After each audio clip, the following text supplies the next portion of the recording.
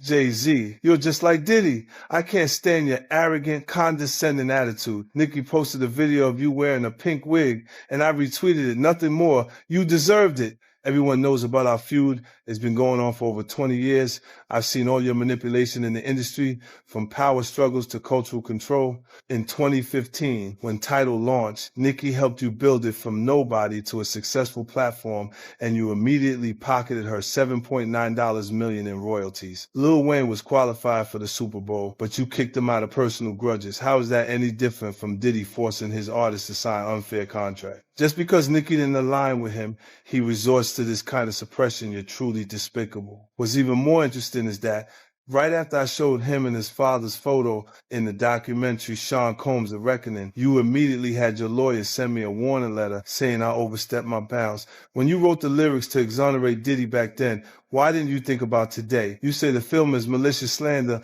but why don't you dare sue me for defamation? Because all the evidence I have is true.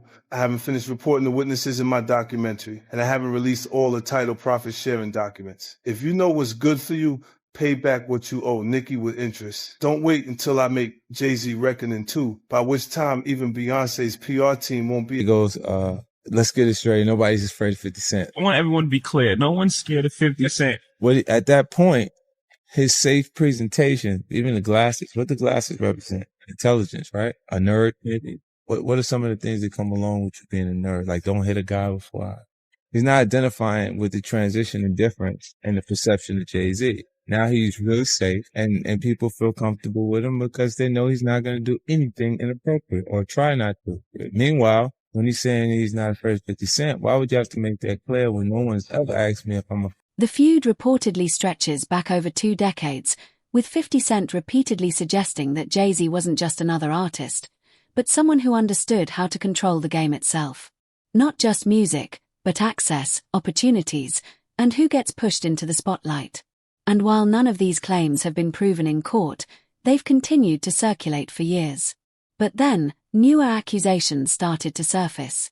Some voices began questioning business moves, like the early days of Tidal, with claims, again, disputed, that artists weren't always paid what they expected. Others pointed at major opportunities, like the Super Bowl stage, suggesting certain artists were pushed aside. Nothing officially confirmed, but enough to keep people talking. And that raises a bigger question. Who really decides who wins? Because Jay-Z and Puff was given an assignment. And that was to destroy East Coast rap.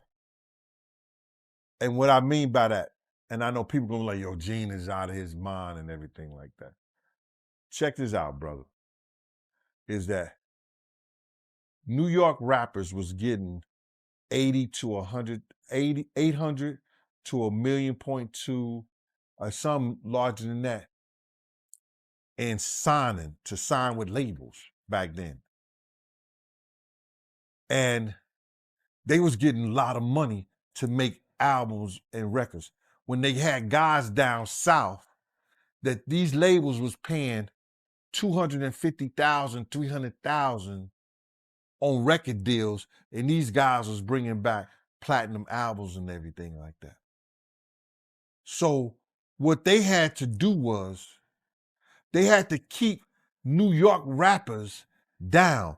That's one reason, other than the Irv Gotti that 50 was going through and the poison they was putting in about 50, he had to go elsewhere to California or with Jay and not with Dre and Eminem to get a deal. They did not want East Coast rappers to get big. They were suppressing all new artists that was coming out of New York. Jay and Diddy was doing that. That's why when I heard your story, because I knew this for a long time, but when I heard Dame Dash that Jay wouldn't sign off on nothing, Jay wouldn't do this and Jay would that, because he couldn't let a Cameron blow up. He couldn't let an East Coast rapper like Beanie Siegel blow up. Because him and Diddy was giving that deal, we got to keep these East Coast rappers down. Because down south rappers, Cash Money, No Limit, Ludacris and them, they was taking little money and bringing back more money and making more money for them. So the record labels, I wouldn't say they was going to lose off the East Coast. Because when you look closer, Jay-Z's rise wasn't just about music. It was strategy. He transformed from a street rapper into a billionaire businessman, aligning himself with powerful networks and building an image that felt almost untouchable. And some critics argue that image, polished, controlled, calculated, became part of the power itself. But that image also connects to something else people can't ignore: his long-standing association with Diddy. For years, the two were seen in the same circles, attending the same events, doing business in overlapping spaces. So when serious allegations and legal issues began surrounding Diddy in recent years, the internet did what it always does: it started connecting dots. To be clear, no court has proven any wrongdoing by Jay-Z in relation to those situations. But the proximity alone was enough to spark speculation. And that's where things started to feel uncomfortable. Look, when Jay signed his contract, the big one was with Beyonce. Mm-hmm. When he signed that contract, the marriage contract, he got trophies. Now those fucking trophies, trophies came rolling in, buddy. He started getting Grammys left and right, man. I mean, look, if you look at his career, This guy. Oh, wow. You're gonna let him say that? Jay was getting Grammys. He had one. Exactly. He had one. And he ain't show up. He has like 20 now. Hold on. He had like 18 since he been down. Look, he had one, bro. Hard Knock Life. Hold on. You're not wrong. At the same time. He got them shits. He's like drinking. His pictures with him like fucking things the cup. Wait a minute. So you're saying the success is derived from the marriage? I've absolutely been treated differently. The accolades. Because he's no longer viewed as what, like a street or gangster rapper. Now he's viewed as a businessman, entrepreneur, family man. And the biggest ones because of the position Beyonce's. Oh, wow. Right? You were connected to the biggest. Jay got it for the music. Jay got it for the music. You didn't see. He deserved those. I'm sitting there, it was like this, like Black excellence. They're sitting there like, yeah. It's the billionaire brunch. You're like, I hate you, man. Unaware of anything going on here. This is the one time I'm gonna be with you niggas this year. Yeah. Come on, bro. That's crazy. That's crazy. He's just looking at his watch during the whole Rock Nation prayer. Like, is it 3:30? Yeah, it's almost time to get out. What the fuck is that? Yo, I feel like I'm normal again. Get me out of here. Oh wow! So that's the deal he signed, huh? Yeah, that's the deal. Like, the other ones didn't count as much as that one did. Because now the conversation wasn't just about music anymore. It was about influence. Some industry insiders have claimed that success isn't always about talent, but about timing, connections, and control. Even older theories resurfaced, suggesting certain regions or artists were intentionally held back to protect bigger business strategies. Again, these are claims, not confirmed facts, but they've stuck around for a reason. And that leads to an even darker layer. The rumors. Stories about past legal issues, personal controversies, and alleged behavior have floated around for years. Some tied to relationships, others to incidents caught on camera, like the widely discussed elevator moment involving Beyoncé's sister. Real event, but the reasons behind it still debated. Then there are more serious allegations you might have seen online. None proven, many disputed, but impossible to ignore once they start trending. And that's the problem. Once a narrative starts, it doesn't stop. Beyonce to divorce Jay-Z as soon as possible because I'm ready to shoot a documentary about Jay-Z, and I guarantee it will outgross Diddy's documentary. If Beyonce sends me a legal letter on behalf of Jay-Z, I remind her to stay quiet. This is a dispute between men, and she has no right to interfere. I have to let everyone see the true face of Jay-Z. Jay-Z and Diddy have been longtime friends, and their business dealings never stopped. He frequently attended Diddy's parties, so why do people think he's innocent? Jay-Z and Diddy got involved in the same case in 2024, where a victim claimed she was assaulted by both Jay-Z and Diddy. I remember Jay-Z saying these were all rumors and that he was defending Diddy. But ironically, Diddy got arrested in 2025. And there's enough evidence to count his crimes on one hand. I've known him for 20 years, and I know how many bad things they've done behind the scenes. After Jay-Z founded his company, he repeatedly got into copyright disputes. In 1999, he was convicted of third-degree assault and served time in prison. He was unfaithful to Beyonce, and he was caught by Beyonce's sister. I think everyone has seen the footage of him getting beaten up in the elevator. I've already gathered the evidence, and I'm going to give Jay-Z before I forget this, we talked about Jay. Proximity to Diddy. You don't think he knew anything? He's seemingly around Diddy a lot. No, that was a real suburb question. I know, right? Proximity. And the proximity. Proximity. That's the SAT hit parade word. I learned that. Do you think he fucking knew all of the shit that was going on? Then I was like I don't want to incriminate myself. I know, but the way he said it, like I said, no matter how you answer that shit, you snitching. Yeah, exactly.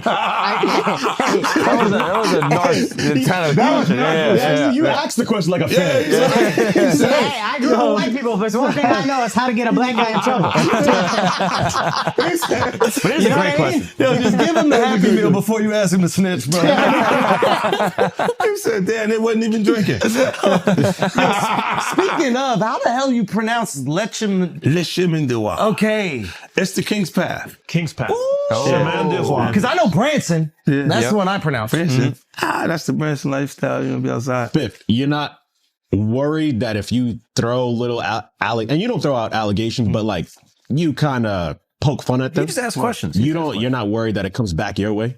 Like people dig up your past and try to pull stuff up? I don't got that shit in my past. I'm not.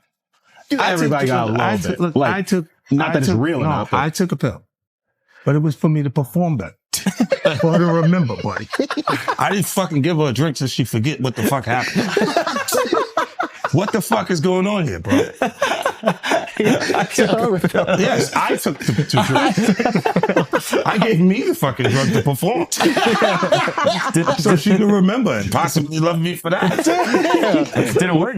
What the fuck? This is, yo, bro, look, I'm doing pretty good. I'm pretty good. You know what I mean? Like, but I'm just saying, this is the opposite of normal shit that we're talking about, bro. That is why. Well, I don't know why it's so hard for people so just for to people to feel like you weird. would have something or you would have reserved in it. Meanwhile, the contrast between Jay-Z and 50 Cent only fuels the fire. One is seen as accessible, outspoken, and unpredictable. The other, calculated, distant, and operating at a level most people never reach. Two completely different types of power.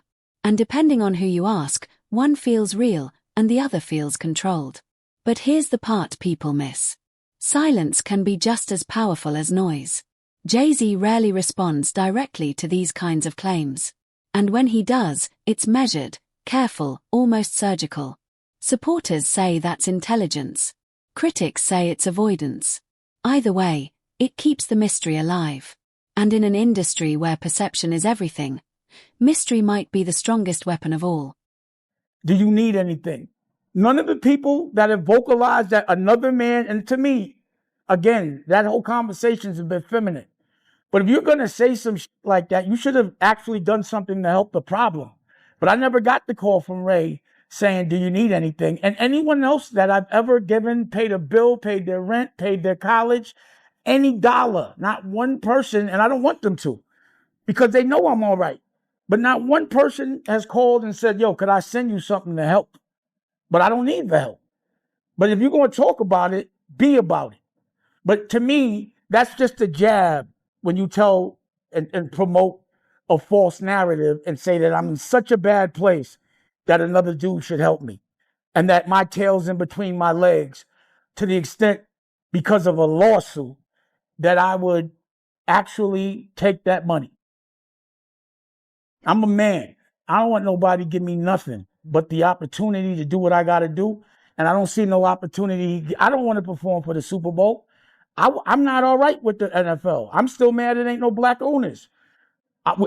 We went from kneeling to being happy when we could perform for them. That wasn't what I was about. I was about ownership of our own league and taking pride in that. I'm not a court jester for everybody else to get good ratings. I know what we're being used for, and I'm not cool with that. So it's a big deal is to jump on a stage for a bunch of white owners? No. That's embarrassing to me. It's a spectacle. They're laughing at us. Like being tatted on the back by another culture is not how I judge my success. Only person that has the audacity to pat me on my back is my family. And they better, I'd be like, you better chill out. I don't want no pats on the back. I don't play that. I'm not in the patty pat club. On no level. I feel you. But speaking of the NFL, I know right now Nicki Minaj, she calling out Jay. And I know Colin Kaepernick's wife, she called out Jay saying that, Jay did her husband wrong. But I don't know. I don't know the backstory behind that, man. But I know it's going, viral right now on social media. But I do want to ask you, how do you feel about the NFL right now in general? It's funny. She's cool. She's cool with my wife, Rocky. I think they. So now, with old rivalries resurfacing, new allegations spreading online, and major figures facing real legal consequences, the spotlight is shifting again. Not just onto what's happening, but onto who might be connected, who knew what, and who stayed silent. And the question people keep asking is simple. If power in the music industry really works the way some claim it does, then how much of what we see is real, and how much of it has been carefully controlled the entire time? You was doing it too. This is people that are looking on separation between their hardships or their the things that they got going on that would be issues, and what a celebrity's issues would be. Wait, what does that mean? They think all celebrities are doing the same thing. Yeah. Right. And when you see, if I wasn't saying anything, guess what? You could safely say that a person on the outskirts that is not involved in hip hop culture could think that everybody in hip hop culture is with that shit. So by you, you're good, bro. You're fucking good. Yeah, He's protecting hip hop. Yeah. If you don't speak out and make them the weirdos, then they're gonna think everybody's Every like single that. person is like that involved in hip hop culture. Makes you think, did Jay do it? Shut up. He's in trouble. We live in New York, bro. No. We live here. No, Free Jay-Z. I'm just saying. Shout out Mufasa. We all gonna go and support. Yo, we can all see. You are crazy. That was the craziest thing. I literally. What's the lady at Rock Nation? I gotta send her that.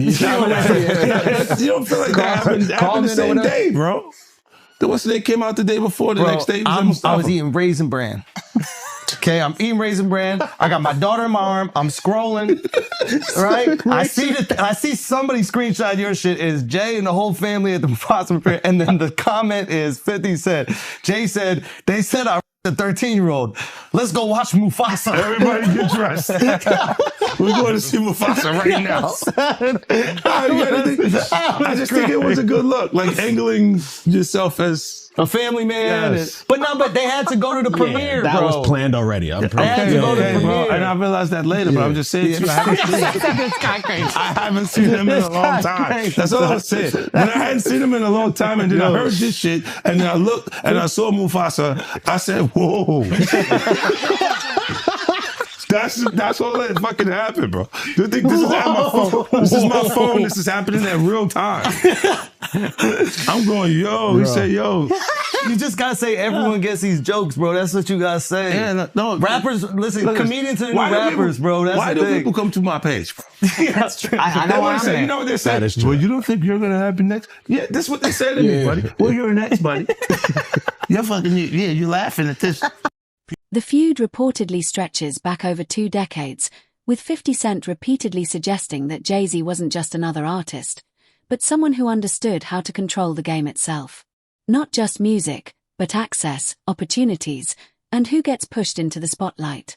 And while none of these claims have been proven in court, they've continued to circulate for years. But then, newer accusations started to surface. Some voices began questioning business moves, like the early days of Tidal, with claims, again, disputed, that artists weren't always paid what they expected. Others pointed at major opportunities, like the Super Bowl stage, suggesting certain artists were pushed aside.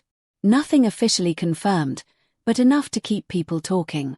And that raises a bigger question. Who really decides who wins? Because you don't got nothing. I don't have it. All right. There's no girls gonna come out. Why you sound Look, skeptical?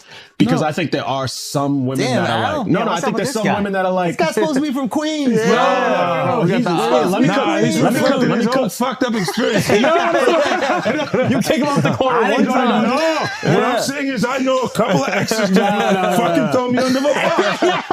You should let him have the corner. None of this would have happened if you let him have the corner. Would have been fine. you know, there's some like opportunists. They'll just throw out the fucking. But that's what I'm saying. You had to have something. Look, if you already interacted with the person, right, and you hadn't had a bad experience, it would take more for them to say some of the shit that you see these people say.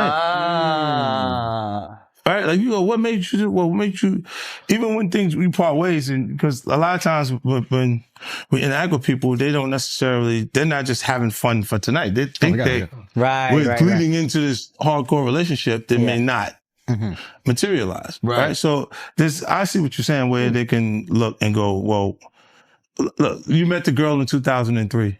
You hung out with her. You had a good time after the show with 30 girls there. You just went and y'all hung out, right? And y'all just part ways. Right? So there's no negative things between it. But she can look up at the TV now, and you've been a success since then. Feel like that's my life. I was supposed to be there.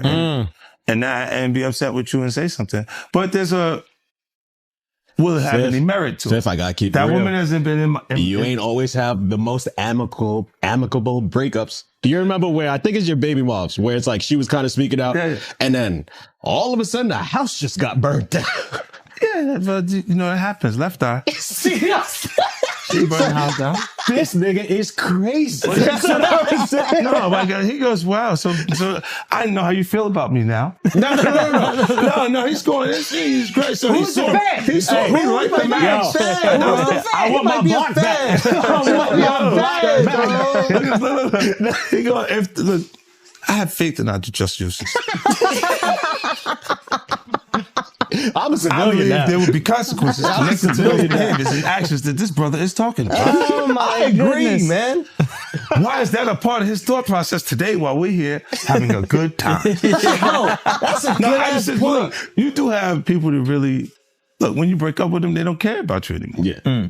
So they'll say things and you go, yeah, but it doesn't hold merit. It doesn't have any real. Yeah, of course. After all these years and you don't see nothing. Yeah, the girl that's just upset with you. She's just angry with you. And you go. These opposing public images point to two very different styles of leadership in hip-hop. One approach is built on closeness and direct connection, while the other relies on distance and an air of exclusivity.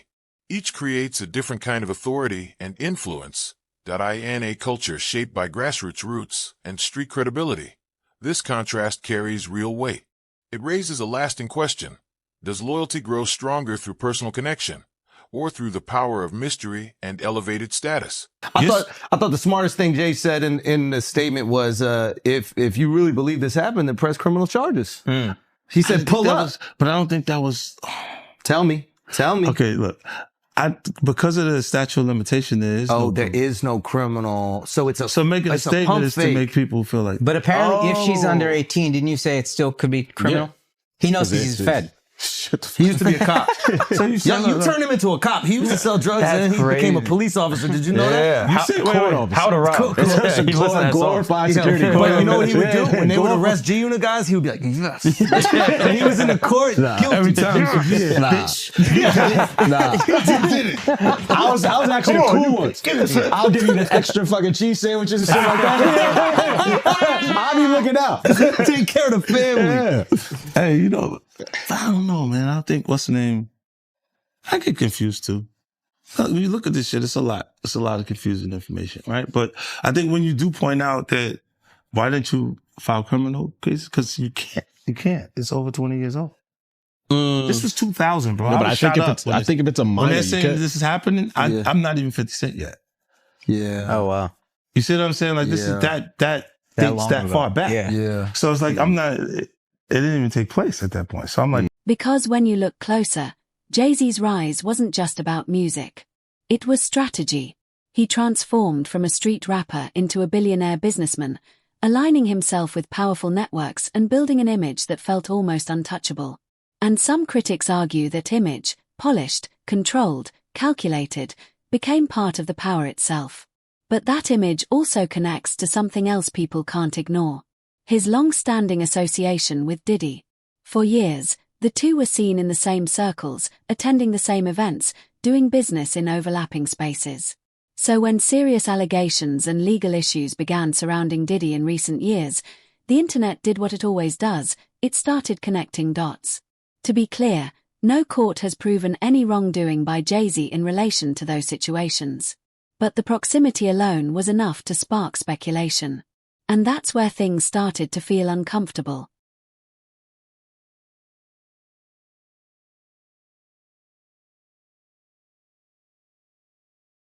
Why does it all come to a head now?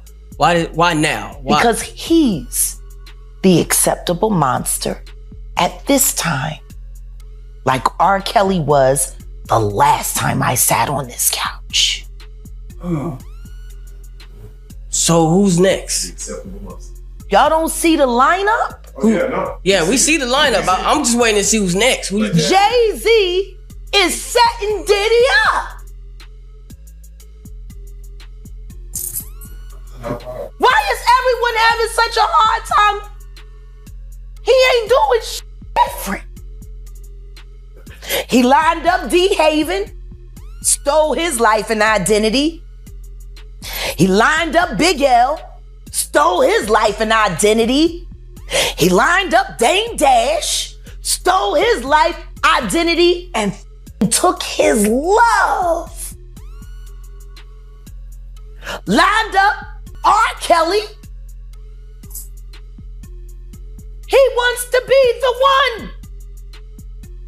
Yeah, shout out D. Haven. He actually hit us up, wanted to tell this story. You need to talk to D. Haven. Yeah, we need to talk to him. I told you that last year when I put you on the phone with him. You did. I want you to think about this. Allegedly, Sean Carter is responsible for enacting Hype Williams to put Aaliyah on a faulty plane to move her out the way as punishment for rejecting him, and so he could level up Beyonce, who was struggling. Let's just say allegedly that happened. Now I want you to think about 106th and Park with Mary J. Blige. Free, who is a victim of Sean Carter. Yeah. Mary J. Blige, who is a victim of Sean Combs, are sitting there talking about the death of Aaliyah amongst each other. Because now the conversation wasn't just about music anymore. It was about influence. Some industry insiders have claimed that success isn't always about talent, but about timing, connections, and control. Even older theories resurfaced, suggesting certain regions or artists were intentionally held back to protect bigger business strategies. Again, these are claims, not confirmed facts, but they've stuck around for a reason. And that leads to an even darker layer. The rumors. Stories about past legal issues, personal controversies, and alleged behavior have floated around for years. Some tied to relationships, others to incidents caught on camera, like the widely discussed elevator moment involving Beyoncé's sister.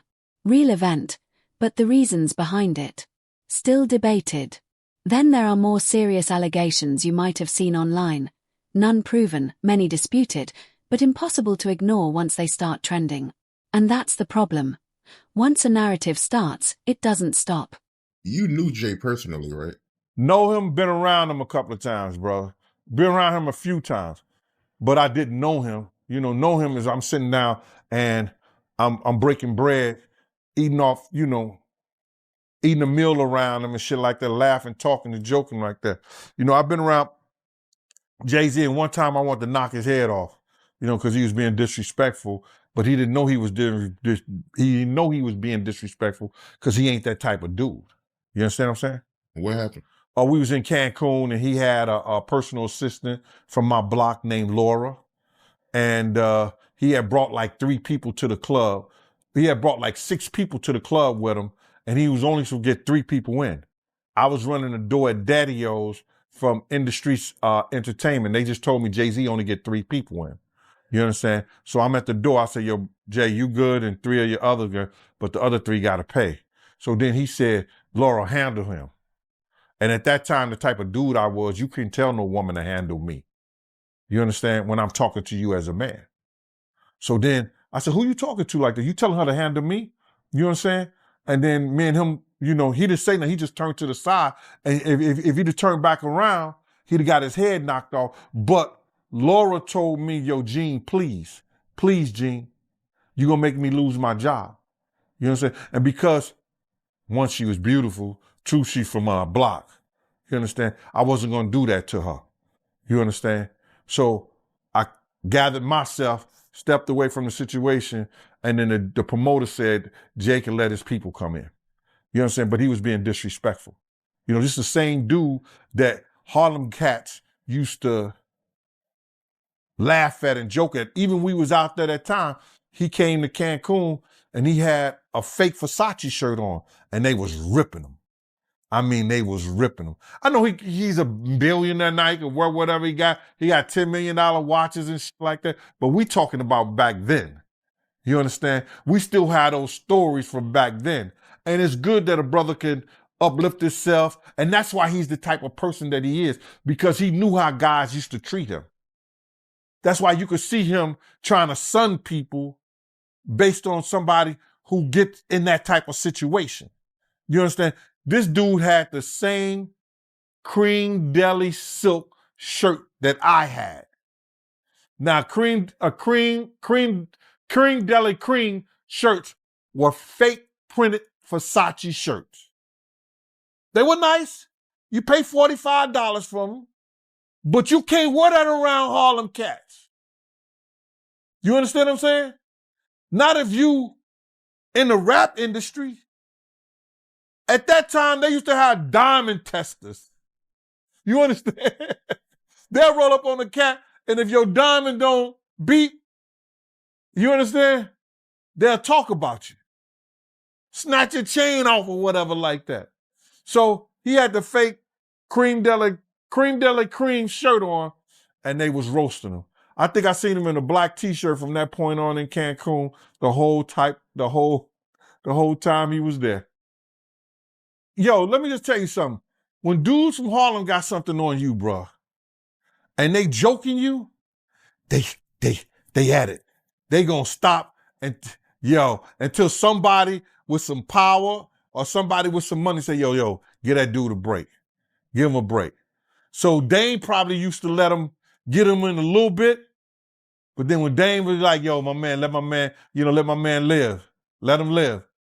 You know, they probably back up off of them or stuff like that. But they was joking, they was talking and stuff like that.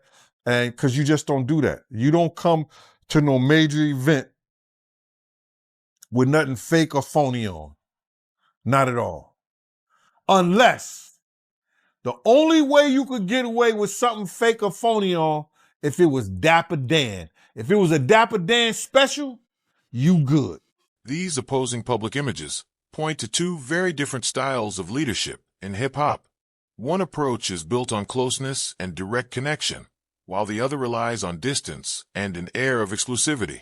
Each creates a different kind of authority and influence, in a culture shaped by grassroots roots and street credibility. This contrast carries real weight. It raises a lasting question. Does loyalty grow stronger through personal connection, or through the power of mystery and elevated status? If it wasn't Dapper Dan, nah, you couldn't do that, bro. Not at all. Should have known better, but he was from Brooklyn. But from what you know about Jay, do you believe he's capable of doing what he's being accused of? What I know of Jay and what have I heard of Jay, I want to say this to protect myself, that there's stories of Jay talking to underage girls. It was a girl from my block that was 16, 17 years old that Jay was talking to. If she was 17. So there's plenty of stories out there that they might flood the market of Jay talking to underage girls. I heard this kid that is claiming to be his son. His mother was 15 when she conceived him and had him at 16. And Jay refused to do a blood test or anything like that. And all of a sudden, when this has gotten real big and Tony Bugsby had taken the kid's case, the kid just got arrested for having a gun in his car, I think, like that. Did you hear something about that? That the kid got arrested for having a gun in his car, and when they go and watch the tape, somebody was planting a gun in the kid's car. Now the kid who never been in trouble to that degree, and now he's facing a case for a gun case for having a loaded firearm in his car. So, answer your question. There's plenty of stories. Ain't Beyonce one of those stories? Isn't Foxy Brown one of those stories? Isn't that kid mother one of his stories? There's a lot of stories, bro. So